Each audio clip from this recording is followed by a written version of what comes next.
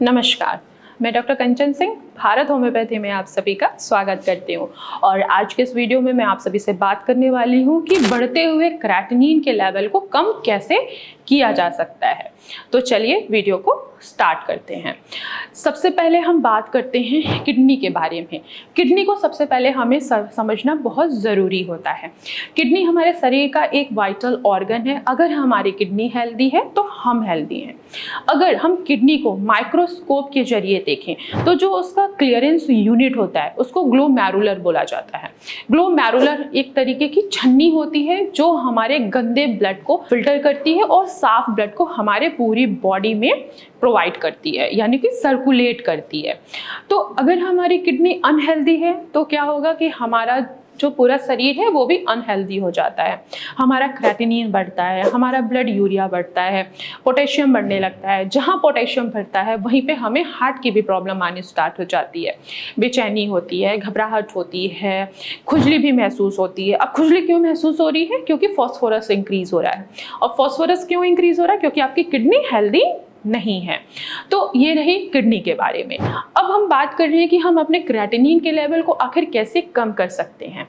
तो क्रेटिनिन कम करना है तो जाहिर सी बात है कि हमें सबसे पहले किसके ऊपर फोकस करना है? अपनी डाइट के ऊपर।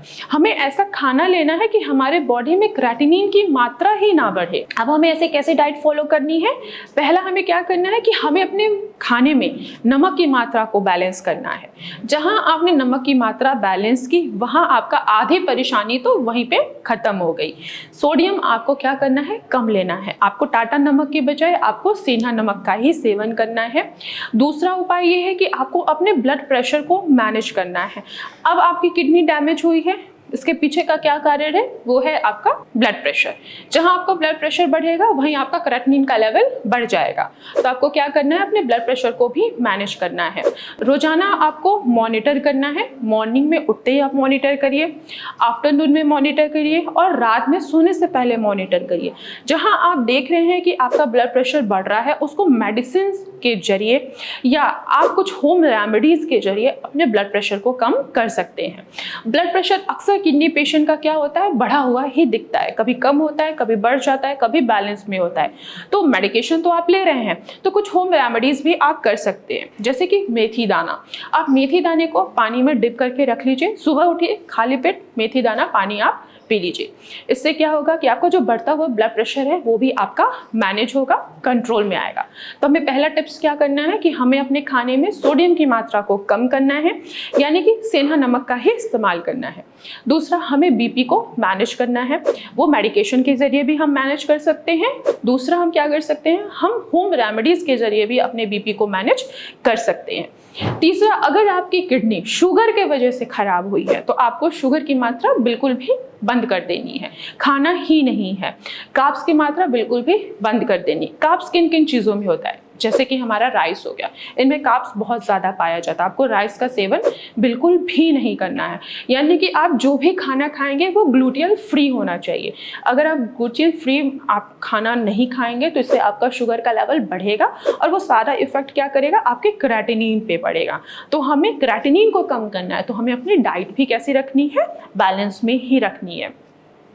अब क्रेटिनिन क्या है? ये हमारा एक वेस्ट प्रोटीन है। तो हम वेस्ट, ये प्रोटीन कैसे बन रहा है? हम प्रोटीन बहुत ज़्यादा ले रहे हैं। कौन सा प्रोटीन? Animal protein. तो आपको एनिमल प्रोटीन अपने खाने से हटा देना है, specially red meat, chicken, fish, इनका आपको सेवन बिल्कुल भी नहीं करना है। इसके अलावा जैसे दूध है, दही है, लस्सी है, छाछ है, पनीर है, इनमें भी प्रोटीन होता है, इनमें भी फॉस्फोरस होता है। तो आपको इनका सेवन नहीं करना है। अगर आप इनका सेवन कम कर देते हैं या बंद कर देते हैं तो आपका क्रेटिनिन जो बढ़ रहा था वो धीरे धीरे डाउन आना स्टार्ट हो जाता है। इसके अलावा आपको ऐसे वेजिटेबल्स का सेवन करना है जिनमें पोटेशियम की मात्रा ना हो, जैसे लौकी हो गया, घिया हो गया, तोरी हो गए, टिंडे हो गए, परवल हो गए, हरी बीन्स हो गई। तो आप इनका सेवन आसानी से कर सकते हैं। इनमें पोटेशियम की मात्रा ना के बराबर होती है। अगर आप पोटेशियम रिच डाइट लेते हैं तो ये सीधे आपके पोटेशियम को भी बढ़ाएगा, आपको हार्ट अटैक आने के भी चांसेस बढ़ जाएंगे और आपका क्रेटिनिन इन फ्यूचर कभी भी कम नहीं होगा। तो आपको कैसा खाना खाना है? आपकी डाइट में पोटेशियम की मात्रा भी ना के बराबर होनी चाहिए। हम बात करते हैं कुछ फलों के बारे में। तो अब आपको ऐसे फलों का सेवन करना है जिनमें फाइबर्स की मात्रा हो, जिनमें एंटीऑक्सीडेंट पाया जाता हो, जिनमें एंटी इंफ्लेमेटरी प्रॉपर्टीज हो। अब ये तीनों चीज़ें क्या करेंगे, आपके जो किडनी के ऊपर ऑक्सीडेटिव स्ट्रेस आता है उनको वो हटाएंगे, और किडनी के ऊपर जो इन्फ्लेमेशन आई है उनको वो दूर करेंगे। तो आपको ऐसे फ्रूट्स का सेवन करना है जिसमें फाइबर की मात्रा भी हो, एंटीऑक्सीडेंट भी हो, एंटी इंफ्लेमेटरी प्रॉपर्टीज भी हो। तो जैसे कि आप सेब का सेवन कर सकते हैं, आप पपाया का भी सेवन कर सकते हैं। अगर आप डायबिटिक पेशेंट हैं तो इसके साथ साथ आप जामुन और अमरूद का भी सेवन कर सकते हैं। तो आप इन चीज़ों को फॉलो करके आप अपने बढ़ते हुए क्रेटिनिन को कंट्रोल कर सकते हैं। तो आज की वीडियो में बस इतना ही, फिर मैं मिलूंगी नेक्स्ट वीडियो में। तब तक के लिए धन्यवाद।